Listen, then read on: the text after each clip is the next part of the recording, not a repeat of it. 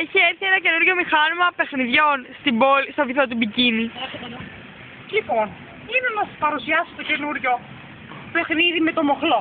Πυριν! Λοιπόν, ο κύριος Καλαμάρης... Κύριε Καλαμάρη, πάμε να παίξουμε.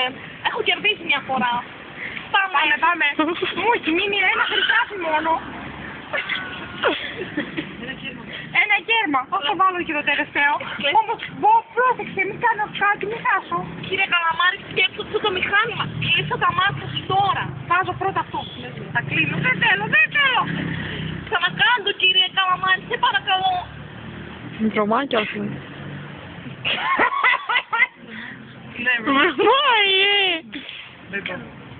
Κύριε Καλαμάρη, συνέχισε, σε παρακαλώ πάρα πολύ, κύριε Καλαμάρη. Ο μοχλός πρέπει να πάει λίγο πιο δεξιά. Όχι, Μπομπ, σπουγαράκι, δεν τα πάω καλά. Πάρτο, σε παρακαλώ. Είσαι στο μηχάνημα τώρα.